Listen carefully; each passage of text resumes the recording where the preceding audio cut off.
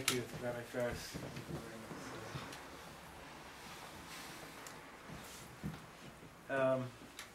So Jody sent the letter from Yerushalayim just a few hours ago, and Tamar's going to read that now and read something that Hanan wrote also.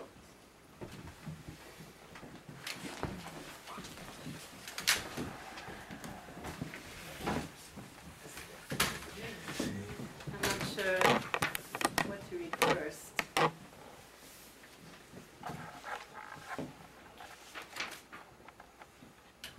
Okay, I'd like to read a poem that we've probably all read already, but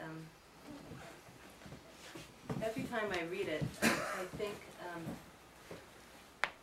I think about how for Hanan there was something that was very natural about going towards Kedusha, about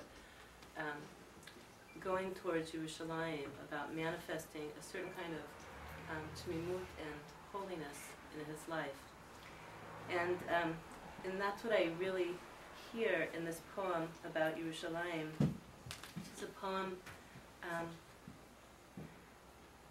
that really speaks about who we all are in our essence, and that our choice that we think is our choice is really not a choice, because we're all going towards Yerushalayim in the end.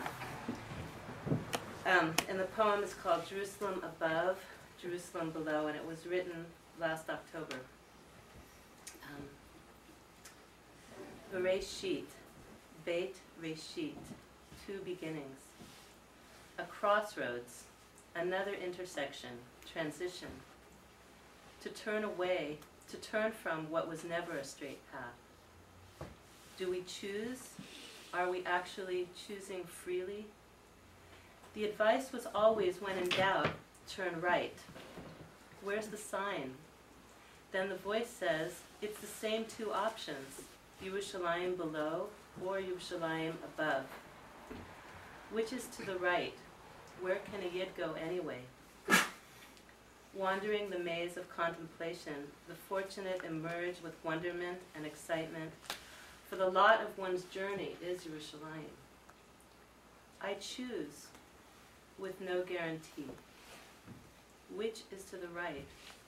Where can a yid go anyway? How can the travels entail travail?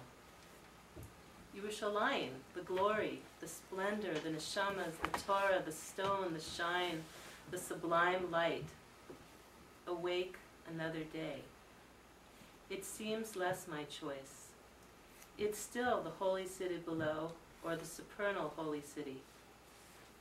I choose with no guarantee. I wonder which is to the right, but where can a yid go anyway? Cling to the wonderment and excitement, once again lost in a meandering meditation. The hope that the fortunate finish with that youthful, childlike inquisitiveness. For our inheritance is Yerushalayim. My heart burns for Yerushalayim. My love burns for my fellow Jews, a flame that cannot be extinguished. Every decision, really the same choice, Yerushalayim above or Yerushalayim below. I choose with no guarantee. Which was to the right? Where can a yid go anyway?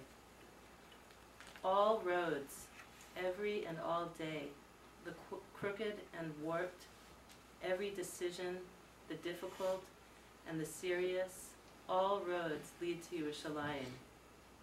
Yerushalayim, ba'ahava Hanan. So from Yerushalayim, really just a few hours ago, it must have been around 3 or 4 in the morning, that this email came from Jody to read here after the memorial in the evening in Yerushalayim. Dear beloved Beit Midrashites, it is so hard to believe that it has been a full year that Hashem desired our beloved Hanan upstairs with him.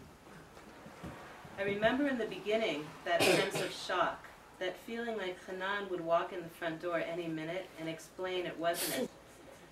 For much of this year, however, I told myself I need to move forward. I'm moving forward. I will continue to move forward.